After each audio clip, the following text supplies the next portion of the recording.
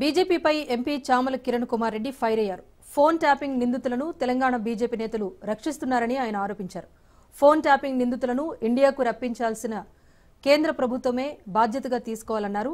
Car racing కేసులో ED ఎందుకు arrest చేయటం లేదని ప్రశ్నించారు Chamala Kiran Kumar. ED, CBI, IT శాఖలు బీజేపీ కార్యకర్తలుగా పనిచేస్తున్నాయంటూ మండిపడ్డారు ఆయన. నిన్న కిషన్ రెడ్డి గారు అమెరికాలో ఉన్నటువంటి ఈ ఫోన్ ట్యాపింగ్ వ్యవహారంలో ఉన్నటువంటి వారిని ఇండియాకు తీసుకురావాలంటే మరి ఎవరు తీసుకొస్తారు? ఇండియాకు తీసుకురావాలంటే సెంట్రల్ గవర్నమెంట్ చర్చలు చేస్తుందా? ఎక్స్టర్నల్ అఫేర్స్ రాష్ట్రానికి ఒక ఎక్స్టర్నల్ అఫేర్స్ మంత్రి ఉంటాడా?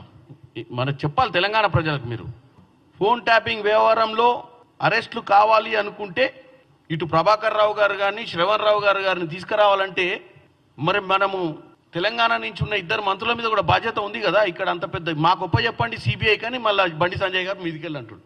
అంటే సిబిఐ ఇవన్నీ ఏందో తెలుసు కదా మీకు. ఒకప్పుడు సిబిఐ ఈడీ అనేది అయితే అసలు ఒకప్పుడు మనకు తెలియదు. వీళ్ళు కార్యకర్తల మాదిరిగానే ఉన్నారు బీజేపీకి. అంటే వీళ్ళు ఎప్పుడు అవసరం ఉంటే అప్పుడు వస్తారు. ఇప్పుడు వీళ్ళు ఏం అడుగుతుర్రు?